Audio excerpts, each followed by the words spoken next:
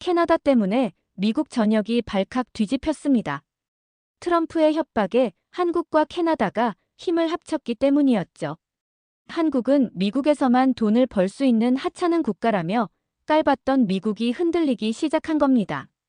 이건 그냥 지금 잠깐의 쇼라며 부정했지만 한국 없이는 미국 전역이 멈춰버린다는 걸 알게 된 미국은 큰 후회를 했는데요.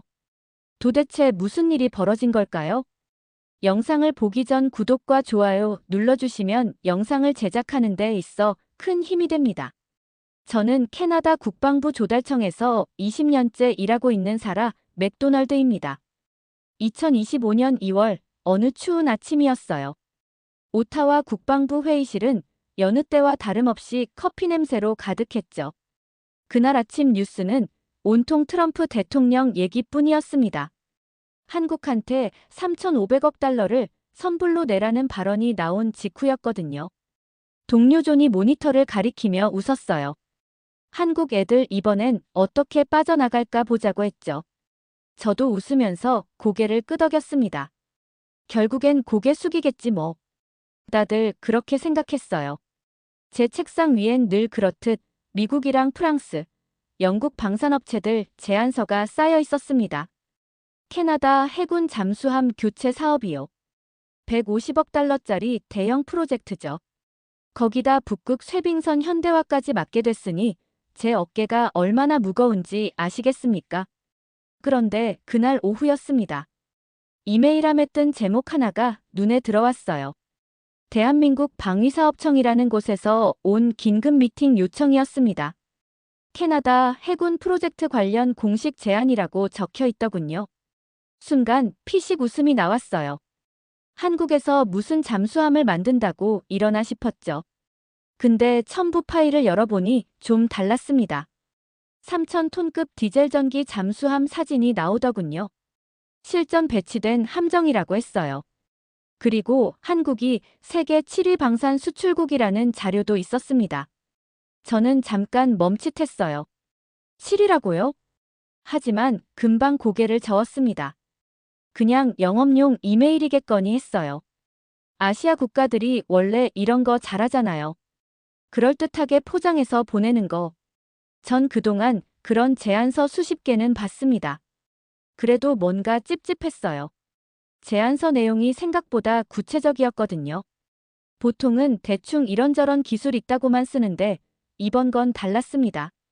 잠수함 최대 자망일수가 51이라는 것부터 수직 발사관 탑재 가능하다는 것까지 다 적혀 있었어요. 전 파일을 닫았어요. 그리고 다시 미국 제안서로 돌아갔죠. 하지만 이상하게 집중이 안 됐습니다. 계속 그 이메일이 머릿속에 맴돌았어요. 한국이라는 나라. 전 사실 한국에 대해 아는 게 별로 없었습니다. K-팝이나 삼성 스마트폰 정도. 퇴근 시간이 됐을 때 전 그 이메일을 출력했습니다. 집에 가져가서 한번 제대로 읽어볼까 하는 마음이었죠. 차에 시동을 걸면서도 계속 생각했어요. 혹시 내가 뭔가 놓친 게 있는 건 아닐까? 집에 도착해서 남편한테 말했습니다. 오늘 한국에서 이상한 제안서가 왔다고요. 남편은 고등학교에서 역사를 가르치는 사람이에요. 그가 물었죠. 한국이면 요즘 잘 나가는 나라 아니냐고. 전 어깨를 으쓱했습니다. 글쎄요. 방사는 또 다른 얘기잖아요. 그날 밤 전 잠이 안 왔어요. 계속 그 제안서가 눈에 밟혔거든요.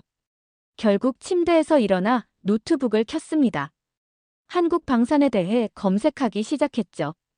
그리고 놀랐어요. 폴란드한테 탱크를 팔았다는 뉴스가 나오더군요. 호주한테 자주포를 수출했다는 기사도 있었어요. 이게 다 진짜였던 겁니다. 다음 날 아침 출근하자마자 전 그 제안서를 다시 펼쳤습니다. 이번엔 제대로 읽어보기로 했어요. 숫자들이 눈에 들어오기 시작했죠. 3,000톤급 디젤 전기 잠수함의 스펙이었습니다. 최대 자망일수 50일. 수직 발사관 6셀 탑재 가능. 그리고 가격은 프랑스 바라쿠다급보다 40%나 저렴하다고 적혀 있었어요. 인도 기간도 5년이라고 했습니다. 프랑스나 독일은 8년에서 10년 걸리는데 말이죠. 전 엑셀 파일을 열었습니다. 비교표를 만들기 시작했어요. 미국, 프랑스, 독일, 그리고 한국. 항목별로 점수를 매겨봤죠. 가격, 성능, 인도 기간, 유지 보수 비용까지. 한참을 계산하다가 전 멈췄습니다. 뭔가 이상했거든요. 한국이 거의 모든 항목에서 1위였어요. 처음엔 제가 계산을 잘못한 줄 알았습니다. 다시 확인하고 또 확인했죠. 근데 똑같았어요. 한국이 압도적으로 앞서 있었습니다. 쇠빙선 부문은 더 충격적이었어요. 한국대우조선해양이라는 회사가 쇠빙 액화천 연가스 운반선 세계 점유율 70%를 차지하고 있더군요. 극지 운용 실적도 북극이랑 남극 합쳐서 50척이 넘었습니다. 전 의자에 등을 기댔어요. 20년 동안 제가 뭘 한 건지 모르겠더군요. 어떻게 이런 나라를 몰랐을까? 아니, 알려고 하지 않았던 걸까요? 전 늘 미국과 유럽만 쳐다봤습니다. 그게 당연한 줄 알았거든요. 점심시간에 동료 존이 물었어요. 무슨 생각 그렇게 하냐고. 전 대답 대신 모니터를 돌려서 보여줬습니다. 한국 제안서였죠. 존이 코웃음을 쳤어요. 사라, 너 설마 이거 진지하게 보는 거 아니지? 미국 애들 기분 나쁘게 하지 말라고 했습니다. 그 말에 전 기분이 묘했어요. 미국 애들 기분? 우리가 쓰는 건 납세자 돈인데 왜 미국 기분을 봐야 하죠? 하지만 입 밖으로 꺼내진 못했습니다. 20년 동안 그렇게 일해왔으니까요. 오후 내내 전 자료를 더 찾아봤습니다. 한국이 폴란드한테 팔았다는 K2 전차, 호주한테 수출했다는 K9 자주포, 노르웨이가 한국 방산 기술에 관심 보인다는 기사도 있었어요. 이게 다 사실이었던 겁니다. 퇴근 전에 상사가 제자리로 왔습니다. 사라, 잠수함 프로젝트 어떻게 돼가냐고 물었어요. 전 한국 제안서 얘기를 꺼냈습니다. 상사 얼굴이 굳었죠. 한국? 그거 진지하게 볼 필요 없다고 했어요. 미국이랑 이미 사전 협의 중이라고 했습니다. 전 물었어요. 근데 한국 제안이 더 좋으면 어떡하냐고요. 상사가 한숨을 쉬었습니다. 사라, 너 이 바닥에서 20년 일했으면 알잖아. 이건 단순히 스펙만 보고 결정하는 게 아니라고 했죠. 동맹 관계도 생각해야 한다고 했습니다. 그날 밤 집에 가는 차 안에서 전 핸들을 꽉 쥐었습니다. 화가 났어요. 제가 20년 동안 뭘 한 건지 모르겠더군요. 다음 주 월요일 아침이었습니다. 전 한국 제안서를 정리해서 상부에 보고하기로 마음먹었어요. 적어도 검토는 해봐야 한다고 생각했죠. 근데 그때 전화벨이 울렸습니다. 미국 국방부에서 온 전화였어요. 상대방은 자신을 국방부 조달 담당관이라고 소개했습니다. 캐나다 잠수함 프로젝트 관련해서 통화하고 싶다고 하더군요. 목소리가 묘하게 단호했어요. 그가 말했습니다. 지금 제너럴 다이내믹스사와 우선 협상 중인 거 알고 있죠. 동맹국 간 신의를 지켜주시길 바란다고 했어요. 전 당황했습니다. 어떻게 이 사람이 우리 프로젝트 진행 상황을 알고 있는 거죠? 그냥 확인 차원의 연락이라고 했지만 느낌이 달랐어요. 이건 확인이 아니라 압박이었습니다. 전화를 끊고 나니 손이 떨렸어요. 20년 일하면서 이런 직접적인 압력은 처음이었거든요. 같은 주 수요일이었습니다. 뉴스에서 트리도 총리의 워싱턴 방문이 연기됐다고 보도했어요. 일정상 문제라고 했지만 다들 알았죠. 미국이 일방적으로 미룬 거라는 걸요. 백악관 대변인이 브리핑에서 한 말이 가관이었습니다.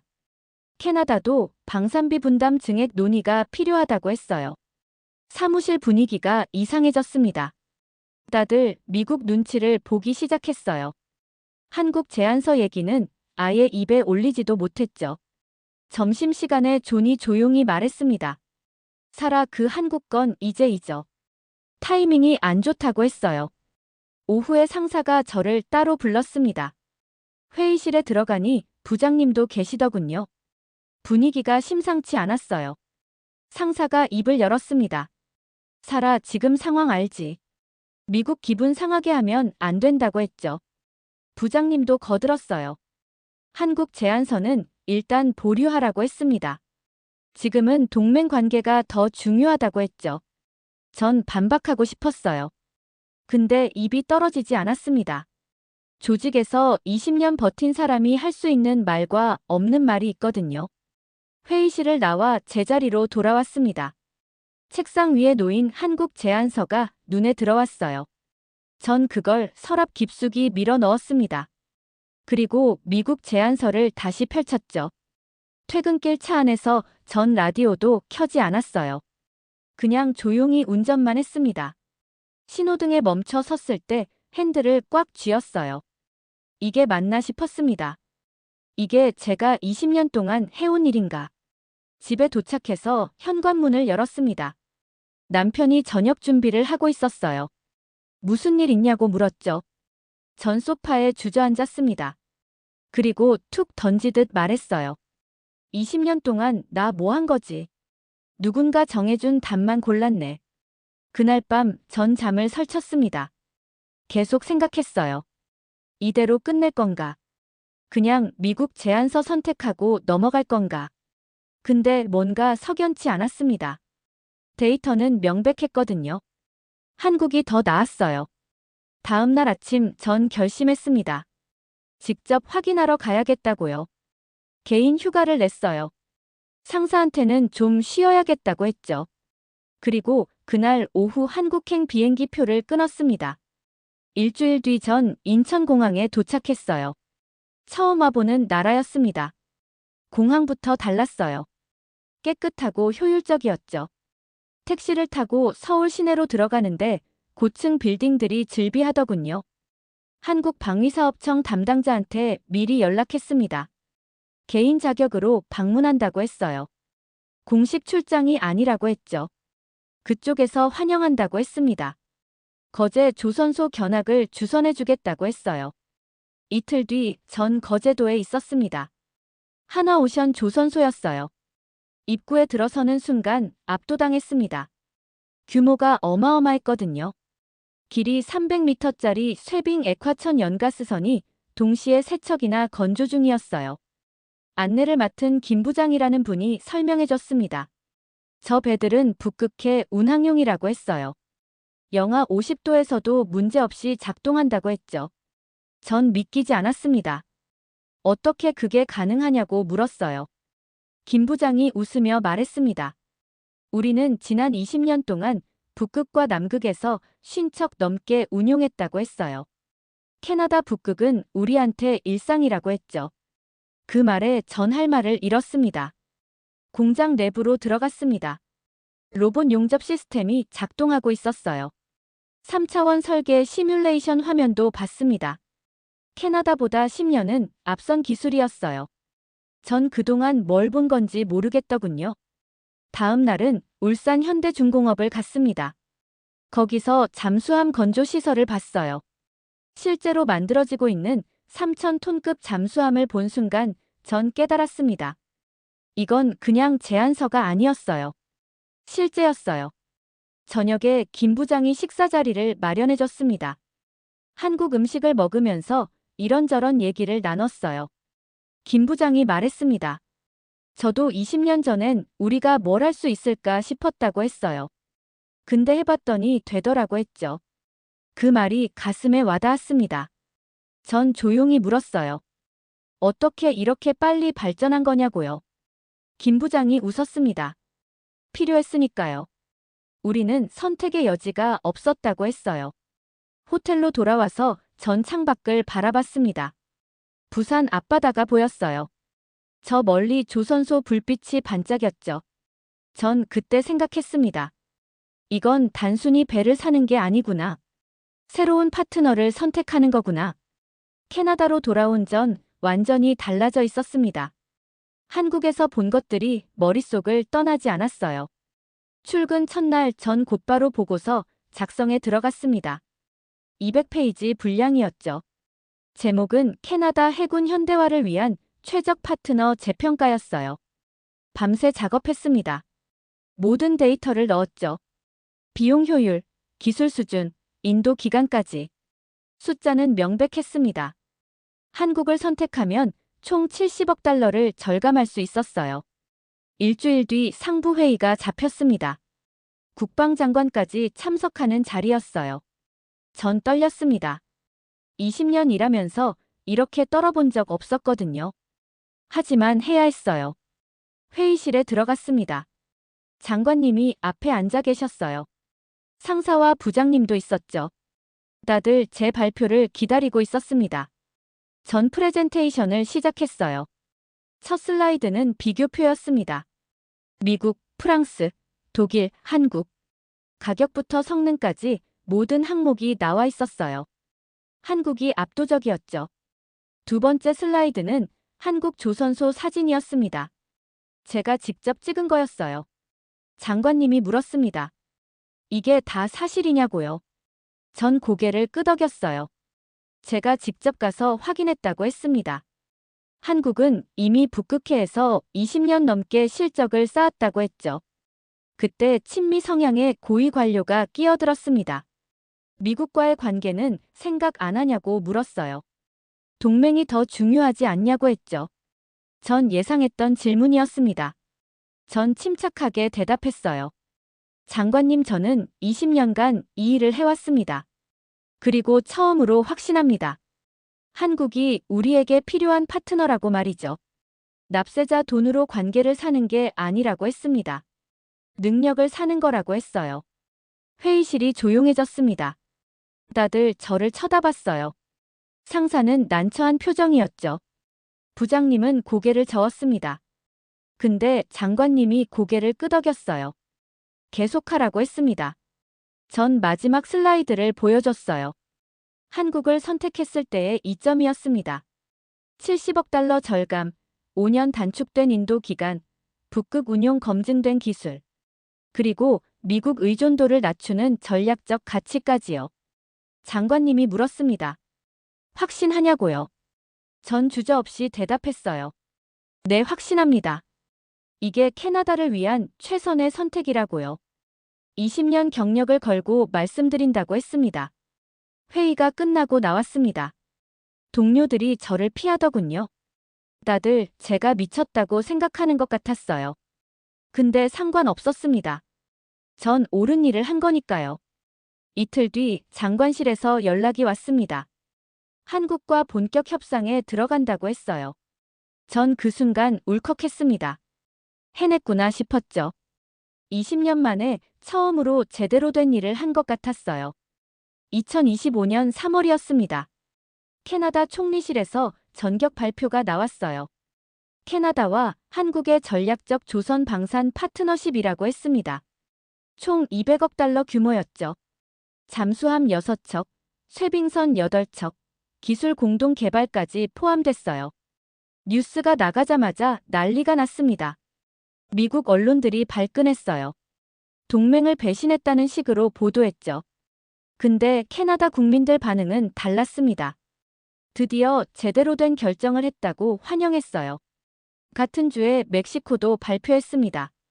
한국과 전기차 배터리 합작을 한다고 했어요. 300억 달러 규모였죠. 트리도 총리와 멕시코 대통령이 공동 성명을 냈습니다. 우리는 상호 존중에 기반한 동맹을 선택한다고 했어요. 한 달 뒤 밴쿠버 항구에서 명명식이 열렸습니다. 첫 번째 잠수함의 이름을 정하는 자리였어요. 캐나다 여왕 폐하의 함선 오로라호라고 불렀습니다. 캐나다 국기와 태극기가 함께 개양됐죠. 전 초청받아서 그 자리에 갔습니다. 뒷자리에 조용히 앉아 있었어요. 트리도 총리가 연설했습니다. 진정한 동맹은 강요가 아닌 선택에서 시작된다고 했어요. 그 말이 가슴에 와닿았습니다. 식이 끝나고 동료 하나가 제 어깨를 두드렸어요. 자네가 해냈다고 했습니다. 전 아무 말도 못하고 그냥 미소만 지었어요. 목이 메었거든요. 20년 만에 처음으로 제 일이 자랑스러웠습니다. 한국방위사업청 김 부장도 왔더군요. 저를 보더니 악수를 청했어요. 사라, 당신 덕분이라고 했습니다. 전 고개를 저었죠. 아니에요. 당신들이 잘해서 그런 거라고 했어요. 저녁 만찬 자리였습니다. 캐나다 정부 고위 인사들과 한국 대표단이 함께했어요. 분위기가 좋았습니다. 서로 농담도 주고받았죠. 이게 진짜 동맹 아닐까 싶었어요. 밴쿠버 항구를 바라보며 서 있었습니다. 저 멀리 오로라호가 보였어요. 아직 건조 중이지만 벌써 위풍당당했죠. 5년 뒤면 저 배가 북극해를 누빌 겁니다. 옆에 서 있던 장관님이 말했어요. 사라 자네가 옳았네. 전 대답했습니다. 장관님이 믿어주셔서 가능했다고요.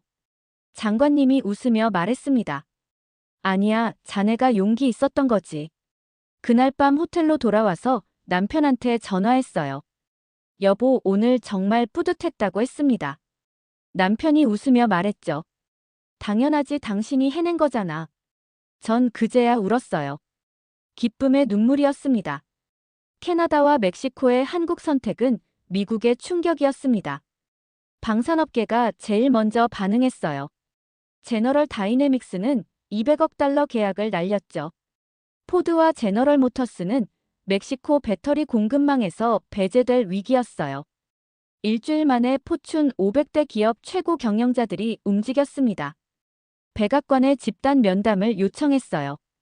대통령님, 캐나다는 우리 2위 교역국이라고 했습니다. 이건 자해라고 했죠. 월가에서도 보고서가 쏟아졌어요. 제목이 가관이었습니다. 트럼프의 미국 우선주의가 미국 고립이 되다. 예상 손실 연간 500억 달러라고 적혀 있었어요. 한국한테 요구했던 3,500억의 부메랑이었죠. 미국 언론들도 비판하기 시작했습니다. 방송 인터뷰에 익명의 백악관 보좌관이 나왔어요. 우리가 한국을 과소평가했다고 했습니다. 그리고 동맹의 의미도 과소평가했다고 했죠. 한 달 뒤 백악관에서 성명이 나왔습니다. 톤이 완전히 달라졌어요. 동맹국과의 공정한 협력을 재검토하겠다고 했습니다. 선불 요구는 슬그머니 사라졌죠. 전 오타와 사무실에서 그 뉴스를 봤습니다. 동료들이 웅성거렸어요. 미국이 물러섰다고 했죠. 누군가 말했습니다. 결국 돈이 답이었네.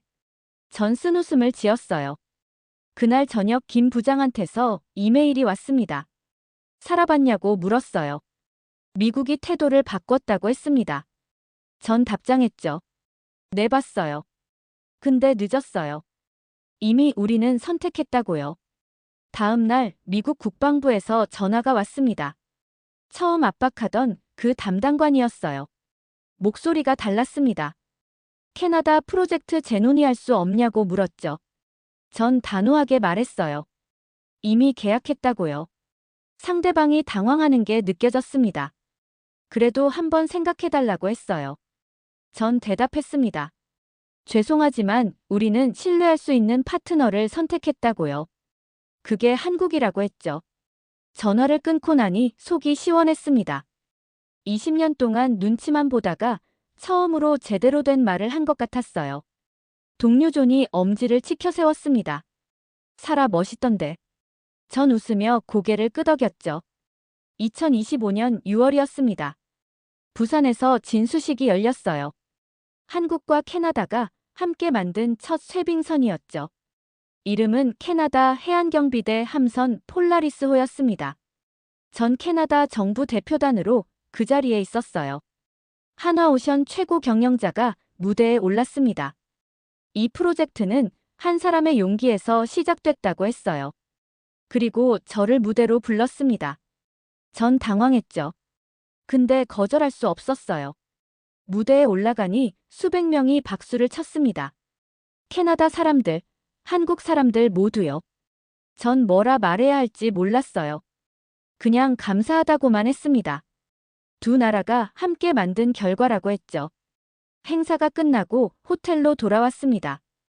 이메일함을 열었어요. 한국 방사청장 명의의 편지가 와 있었습니다. 당신은 단순히 계약을 성사시킨 게 아니라고 적혀 있었어요. 두 나라의 신뢰를 만들었다고 했습니다. 전 그 편지를 읽으며 울었어요. 20년 일하면서 이런 감동은 처음이었습니다. 제가 한 일이 이렇게 큰 의미가 있었구나 싶었죠. 다음 날 북극 항로 시뮬레이션 발표회가 있었습니다. 부산에서 북극해를 거쳐 캐나다 배핀만까지 가는 경로였어요. 직선 루트였죠. 기존보다 20일이 단축된다고 했습니다. 발표를 듣는데 가슴이 벅찼어요. 이게 진짜 새로운 시대구나 싶었습니다. 미국을 거치지 않는 새로운 길. 그게 이제 가능해진 거예요. 저녁에 조선소 난간에 서서 바다를 봤습니다. 남편한테 전화했어요. 여보, 나 20년 만에 처음으로 내 일이 자랑스럽다고 했죠. 남편이 웃으며 말했습니다. 당연하지, 당신이 옳은 일 했잖아. 캐나다로 돌아가는 비행기 안에서 생각했습니다. 때로는 편견을 깨는 게 아니라고요. 진실을 선택하는 용기가 세상을 바꾸는 거라고요. 전 그걸 배웠습니다. 창밖을 보니 구름 사이로 태평양이 보였어요. 저 바다 위로 앞으로 폴라리스호가 다닐 겁니다. 한국과 캐나다가 함께 만든 배가요. 그 생각만으로도 행복했습니다. 이번 사연은 여기까지입니다. 오늘 사연은 어떠셨나요? 오늘의 사연이 마음에 드셨다면 좋아요 한번 부탁드립니다. 여러분의 좋아요와 구독은 영상을 만드는데 큰 힘이 됩니다. 긴 영상 시청해주셔서 감사합니다. 오늘도 행복이 넘치는 하루 되세요.